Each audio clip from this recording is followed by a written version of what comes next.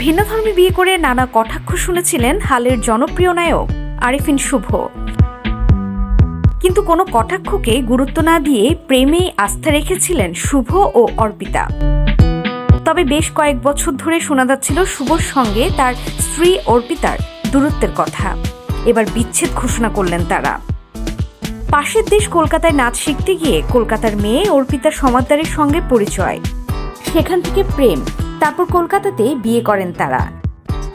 তবে ভিন্ন ধর্মে বিয়ে হওয়ায় সে সময়ে লাভ জিহাদের কটাক্ষে শিকার হয়েছিলেন উভয়েই।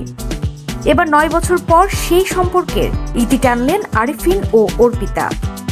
2015 সালের 4 ফেব্রুয়ারি কলকাতাতে বাগদান হয়েছিল শুভ অর্পিতার।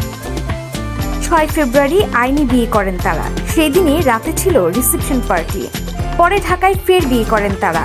এরপর ঢাকাতেই আরিফিনের সঙ্গে পাকাপাকি সংসার পাতেন অর্পিতা।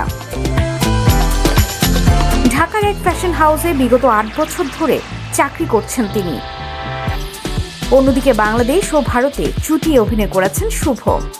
অনেক কটাক্ষ শুনেও যে সম্পর্ককে মান্যতা দিয়েছিলেন তারা, এবার সেই সম্পর্ক থেকে বেরিয়ে আসার ঘোষণা করলেন তারা।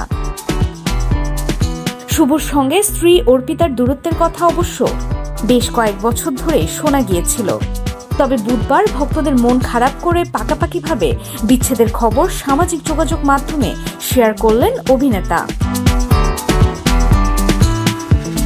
পাশাপাশি অর্পিতার প্রতি তার কৃতজ্ঞতার কথাও লেখেন অভিনেতা।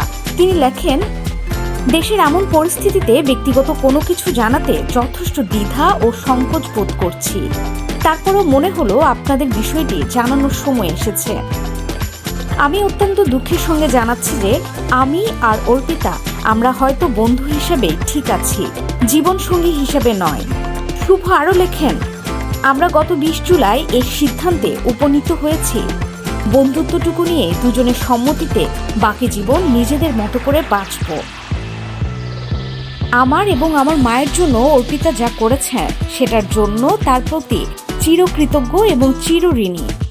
মা চলে যাওয়ার পর জীবনটা একেবারে শূন্য হয়ে গেছে, কিন্তু আমি বিশ্বাস করি আপনাদের দোয়া ও ভালোবাসা আমার সঙ্গে আছে, যেটা নিয়ে বাকি জীবনটা সুন্দর সুস্থভাবে বাঁচতে পারবো। এদিকে একটি জাতির রূপকার সিনেমায় বঙ্গবন্ধুর ভূমিকায় অভিনয় করে দারুণ প্রশংসা কুড়ান চিত্রনায়ক আরিফিন শুভ।